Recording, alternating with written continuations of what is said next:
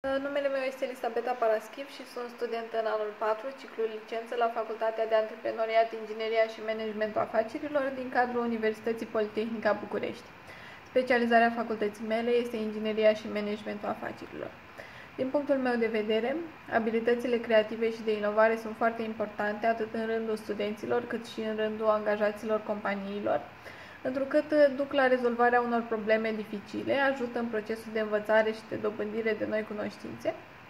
În general, am observat că persoanele cele mai creative au și cele mai bune performanțe școlare, întrucât pot dezvolta idei, concepte sau proiecte noi de cercetare sau proiecte școlare. Mă consider o persoană destul de creativă, întrucât pot dezvolta într-o oarecare măsură idei noi, însă doar în domeniile în care am cunoștințe suficiente și cunosc în profunzime un subiect. În ceea ce privește inovarea de produs, până în prezent nu consider că am acumulat suficiente cunoștințe în această direcție și nu reușesc să vin cu idei noi care să aducă un plus valoare. Acest lucru mi-a fost testat prin materiile de la facultate, însă sper că în viitor să reușesc să dezvolt și această parte creativă la mine. Manifest un parțial dezacord cu afirmația că aș putea transforma idei noi sau soluții în produse complet noi, întrucât până acum nu am reușit să fac acest lucru. Acest lucru ar putea fi datorat și faptului că nu mi-am concentrat neapărat foarte mult atenția în acest sens, iar partea creativă a fost ghidată mai mult spre partea abstractă a lucrurilor, spre idei, spre strategii, spre partea creativă de tip idee și nu produs. Consider că pot utiliza direcții noi pentru a finaliza o temă sau un exercițiu și folosesc deseori tehnici noi de învățare, încercând să privesc din mai multe perspective un anumit subiect pentru a ajunge la un rezultat dorit. Deseori, încerc să gândesc modalități noi de adaptare pentru a face față schimbărilor din viața de student și încerc pe cât posibil să organizez cât mai bine activitățile educative din viața mea pentru a obține rezultatele dorite. Sunt capabilă să gândesc însă strategii pentru un context ce mi este mai puțin familiar, pentru că pot privi dintr-o perspectivă externă un subiect și pot judeca mult mai bine ceea ce se întâmplă. Pot răspunde într-o oarecare măsură creativ la probleme și la oportunități, însă abordările exacte, precise, clar stabilite mi se potrivesc mult mai bine. Încerc să gândesc întotdeauna strategii creative de învățare și folosesc cursurile și seminarele pentru a crea idei noi, proiecte viitoare, gândind întotdeauna la ce pot face eu cât mai bine în direcțiile ce mă pasionează. Am participat în acest sens și la sesiunile de comunicări științifice cu proiecte care m-au pasionat, ce au avut la bază cursurile și seminariile la care am participat în cadrul facultății. Întotdeauna adun informații din numeroase surse, atât digitale cât și fizice, cărți, reviste de specialitate, pentru a fi la curent și pentru a putea înțelege cauzele problemelor. Întotdeauna consider că cele mai bune argumente sunt cu siguranță dovezile clare. Utilizez platforme digitale într-o măsură foarte mare, atât platforme de tip InnoLearn4Biz, cât și alte instrumente informatice utile oricărui student. Am utilizat platforma InnoLearn4Biz în cadrul unui proiect Erasmus Plus la care am participat, iar proiectul mi-a îmbunătățit considerabil abilitățile de gândire critică și am acumulat foarte multe cunoștințe esențiale în direcțiile ce reprezentau un interes pentru mine. Întotdeauna selectez aplicația de e-learning care se potrivește cel mai bine cu domeniul în care îmi doresc să acumulez cunoștințe. Selectez în mod critic informațiile pe care le primesc în cadrul facultății și utilizez numeroase surse pentru aprofundare. Întotdeauna folosesc surse bibliografice corect menționate în proiectele mele, consider că acest lucru este foarte important, iar orice informație trebuie să fie atribuită creatorului său. Folosesc foarte mult reprezentările vizuale în proiecte și le apreciez și mai mult atunci când sunt parte integrantă în cursurile la care particip sau în seminarii. Acestea, din punctul meu de vedere, oferă o perspectivă mult mai detaliată și mult mai clară a conținutului. Folosesc informațiile în limitele impuse de drepturile de autor. Mă orientez de cele mai multe ori către platforme sau informații de tip Creative Commons și menționez întotdeauna sursele informațiilor găsite și integrate în proiectele mele. Pentru mine, învățarea este un proces dinamic, iar ceea ce folosesc pentru o materie cu siguranță diferă față de celelalte materii, procesul de învățare fiind întotdeauna specializat. Stabilesc obiective atunci când lucrez la un proiect și mi se pare foarte important acest lucru pentru a duce la bun sfârșit un anumit proiect. Întotdeauna prioritizez obiectivele mele, însă de cele mai multe ori nu consider că sunt capabilă să corelez experiența mea cu cea a altora pentru a realiza un task. Lucrez foarte bine în mod individual, mă organizez de una singură în toate activitățile din viața mea și consider că nimic nu poate fi dus la bun sfârșit fără un plan și fără ajutor din partea celor ce știu mai bine și cunosc mai multe informații într-un anumit domeniu. Întotdeauna pun în balanță la finalul unui proiect sau la un examen ceea ce am făcut bine cu ceea ce cred eu că ar fi trebuit îmbunătățit și întotdeauna încerc să fiu din ce în ce mai bună. Comunicarea este un punct destul de bun pentru mine, însă la acest capitol consider că ar mai fi lucruri de îmbunătățit. De multe ori, ceea ce doresc să exprim, nefiind neapărat în aceeași formă cu ceea ce exprim de fapt, aceste lucruri se datorează fie emoțiilor, fie dezorganizarea ideilor din exprimare.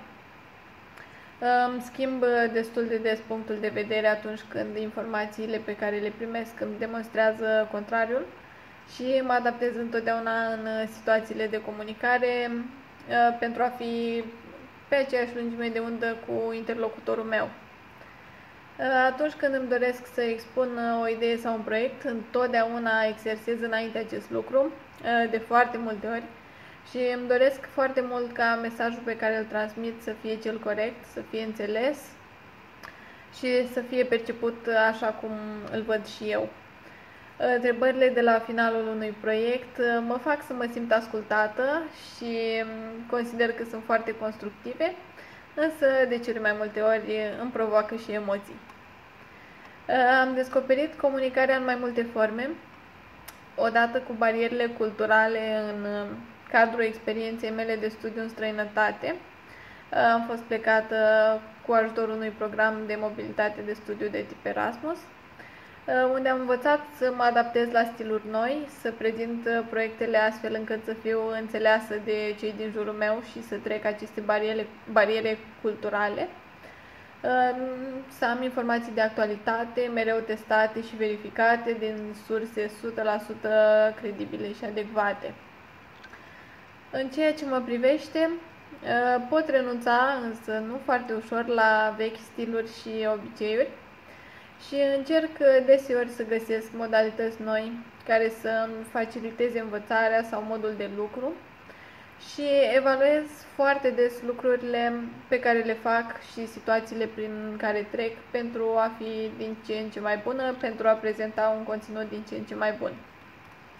Întotdeauna am un scop, stabilesc obiective de fiecare dată, oricât de mic ar fi proiectul în care mă angajez. Mă organizez cât pot de bine și cred că acesta este o parte foarte importantă a vieții mele, care mi-a adus până acum și rezultate pe care de asemenea le planific. Deși identific sarcinile și pașii necesari în cadrul realizării unui proiect, nu pot estima foarte bine câte din aceste lucruri le pot face eu de una singură și câte dintre ele necesită sprijin. Întotdeauna obiectivul este cel mai important pentru mine, iar atunci când nu este atins, încerc să văd ce parte ar fi trebuit îmbunătățită ce parte a planului nu a fost executată corect, ce aș putea să schimb și ce aș putea face ca data viitoare să fie mult mai bine. Pentru mine este mult mai ușor să învăț în contextul de e-learning, într-un ritm impus de limitele și de prioritățile mele, deși interacțiunea fizică are câteva beneficii de necontestat.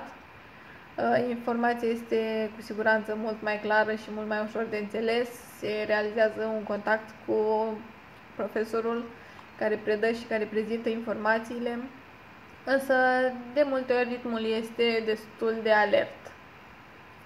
Îmi plac foarte mult proiectele, a căror realizare îmi aduce și un plus de cunoștințe pe care să le dobândesc de una singură prin cercetare și observare. Simulările și studiile de caz nu sunt foarte plăcute pentru mine, pentru că nu reușesc să învăț foarte multe lucruri din ele, ci le văd doar ca pe un exercițiu ce se stochează pentru puțin timp în memoria de scurtă durată. Cărțile sunt de asemenea foarte importante, fie în formatul fizic, fie în formatul electronic, însă de cele mai multe ori, atunci când am nevoie de informații precise și la obiect, se dovedesc a fi ineficiente, spre deosebire de platformele de e-learning, unde conținutul este organizat și structurat și pot accesa exact cunoștințele de care am nevoie.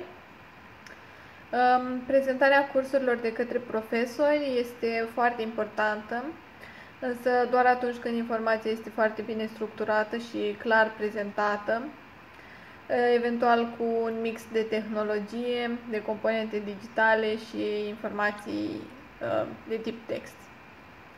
Testele sunt de asemenea importante, însă pentru mine acestea aduc reținerea informației pentru un timp destul de scurt. Lecțiile video nu le consider interactive și nu cred că voi reuși vreodată să asimilez informații în acest fel. Biblioteca, în mod fizic, este foarte importantă pentru a oferi însă o privire de ansamblu asupra lucrurilor. Sunt parțial de acord cu faptul că pot identifica problemele din temele dificile. Întotdeauna am considerat problemele ca oportunități de dezvoltare și îmbunătățire.